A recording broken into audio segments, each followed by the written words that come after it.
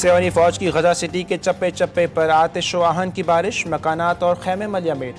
صبح سے جاری وحشیانہ کارروائی میں 44 فلسطینی شہید، درجنوں زخمی۔ بھوک کی شدت سے مزید 7 فلسطینی دم توڑ گئے۔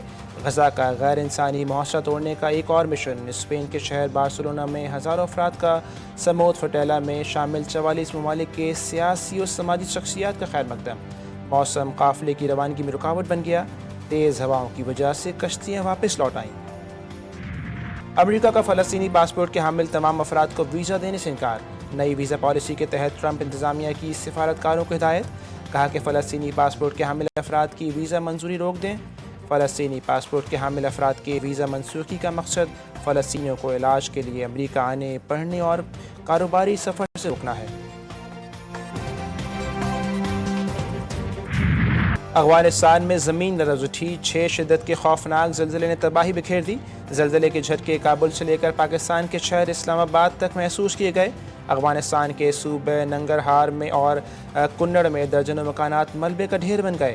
اموات کی تعداد 800 سے تجاوز کر گئی، 2500 سے زائد زخمی۔ زلزلے سے کئی گاؤں مٹی تلے دب گئے۔ زلزلے کا مرکز جلال آباد کے قریب اور گہرائی 8 کلومیٹر تھی۔ صدر مملکت اور وزیر اعظم کا افغانستان میں تباہ کن زلزلے پر اظہار افسوس، انسانی جانوں کے ضیاع پر تعزیت، متاثرہ خاندانوں سے ہمدردی کا اظہار کیا۔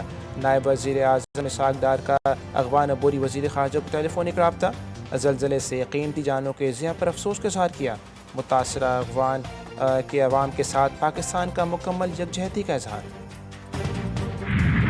وزیر اعظم شہباز شریف اور ایرانی صدر مسعود پزشکیان کی تیانجن میں اہم ملاقات۔ پاکستان اور ایران کی تاریخی برادرانہ تعلقات، دو طرفہ تعاون، علاقائی استحکام اور سیاسی و اقتصادی روابط کو مزید مضبوط بنانے کے عزم کا اعادہ۔ فیلڈ مارشل عاصم منیر بھی اس موقع پر موجود تھے۔ صدر آذربائیجان سے ملاقات میں تجارت، سرمایہ کاری، توانائی، تعلیم سمیت دیگر شعبوں میں دو طرفہ تعاون پر تبادلہ خیال کیا گیا۔ وزیر اعظم شہباز شریف تیانجن سے بذریعہ بلٹ ٹرین بیجنگ پہنچ گئے۔ ریلوے اسٹیشن پر نیشنل پیپلز کانگریس کی اسٹینڈنگ کمیٹی کے رکن وینگ ہانگ نے وزیر اعظم کا استقبال کیا۔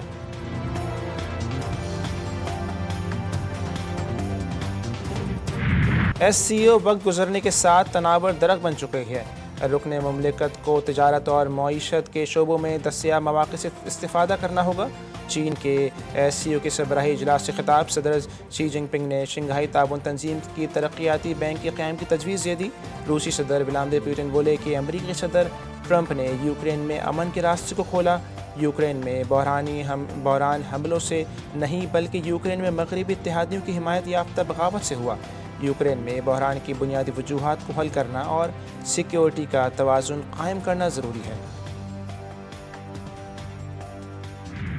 اسلام آباد اور راولپنڈی میں دھواں دھار بارش، مختلف علاقے زیر آب۔ اسلام آباد کا سیکٹر G11 ڈوب گیا، گاڑیاں پانی میں ڈوب گئیں، سڑکیں تالاب کا منظر پیش کرنے لگیں، ندی نالوں میں طغیانی آ گئی۔ بنی گالا اور سری نگر ہائی وے پر بھی پانی جمع۔ سنگجانی ٹول پلازا کے قریب 2 بچے برساتی نالے میں گر گئے، ایک بچے کی لاش نکال لی گئی، دوسرا محفوظ رہا۔ سیکٹر H8 میں 95 ملی میٹر بارش ریکارڈ، گولرا میں 66، سید پور میں 40 ملی میٹر بارش ریکارڈ کی گئی۔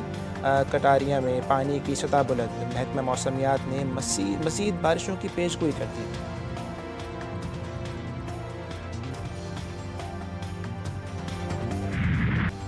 دریائے راوی چناب ستلج میں بدستور سیلابی صورتحال، آبی ریلوں سے بستیوں کی بستیاں زیر آب، لاکھوں افراد بے گھر، ریلیف کیمپوں میں رہنے پر مجبور۔ بھارت نے سلال اور بغلیار ڈیم کے سپل ویز کھول دیے۔ بھارت نے دریائے چناب میں پانی چھوڑنے کی وارننگ بھی نہیں دی۔ پی ڈی ایم پنجاب کے مطابق بھارت نے صرف ہریکے کے مقام پر اونچے درجے کے سیلاب کی وارننگ دی تھی۔ گنڈا سنگھ والا اور ہیٹ تریموں پر سیلابی صورتحال برقرار رہے گی۔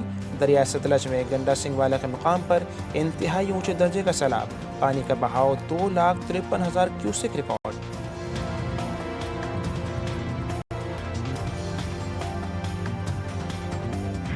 پنجاب میں سیلاب سے 20 لاکھ سے زائد افراد بے گھر، 35 افراد جاں بحق اور سینکڑوں زخمی ہو گئے۔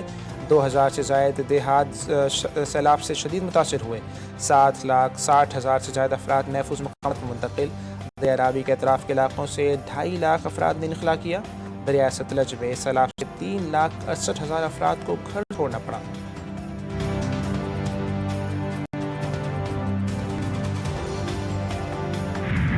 وزیر اعلیٰ پنجاب مریم نواز کا جنگ میں سیلاب متاثرہ علاقوں کا دورہ، متاثرین میں امداد تقسیم کی۔ مریم نواز کو ریسکیو اور ریلیف آپریشنز پر بریفنگ دی گئی۔ وزیر اعلیٰ پنجاب کی ریسکیو اور ریلیف آپریشنز کا دائرہ کار مزید بڑھانے کی ہدایت، کہا کہ عوام کے جان و مال کا تحفظ ترجیحی ہونا چاہیے۔ Chairman People's Party Bilawal Bhutto اور فریال تارپور سے وزیر اعلیٰ سندھ کی ملاقات، مراد علی شاہ کی صوبے میں سیلاب کی صورتحال پر بریفنگ، سیلاب سے ممکنہ طور پر متاثرہ افراد کی مدد کے لیے پیشگی اقدامات کی ہدایت۔ بلاول بھٹو نے کہا کہ آبی ریلے اور اس کے اثرات کی مانیٹرنگ کے نظام کو مزید مؤثر کیا جائے۔ وزیر اعلیٰ کا کہنا تھا کہ سندھ حکومت سیلاب اور اس کے بعد پیدا ہونے والی صورتحال کا مقابلہ کرنے کے لیے تیار ہے۔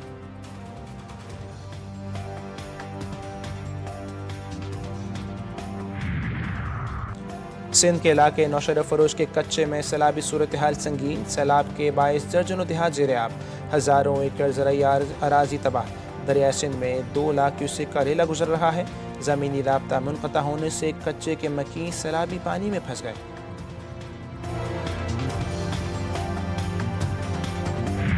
کڈو بیراج سے 9 لاکھ کیوسک پانی گزرنے کی تیاری کر لی۔ 9 لاکھ کیوسک سے اوپر سیلابی پانی کو سپر فلڈ کہا جاتا ہے۔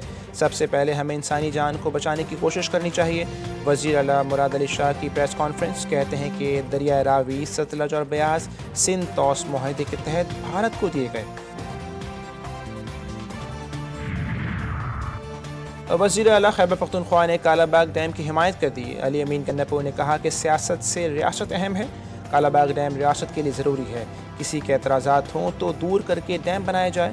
ملک کے لیے قربانیاں دی جاتی ہیں، کالا باغ ڈیم کے مخالف بھی قربانیاں دیں۔ اسلام آباد میں خاتون کو ہراساں کرنے کے قتل کی دھمکیاں دینے والا ملزم پکڑا گیا۔ سامیہ حجاب نے حسن زہاد کے خلاف سوشل میڈیا پر بیان بھی جاری کیا۔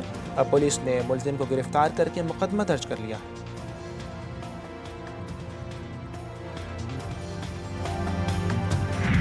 اور یوم شہادت امام حسن عسکری علیہ السلام کی مناسبت سے آج ملک بھر میں ایام ازاں کی آخری جلوس نکالے جائیں گے۔ کراچی میں چپ تعزیے کا پہلا جلوس صبح 8 بجے نشتر پارک سے برآمد ہوگا۔ جلوس مقرر راستوں سے ہوتا ہوا نور باغ، مسافر خانہ، موسیٰ لین پر اختتام پذیر ہوگا۔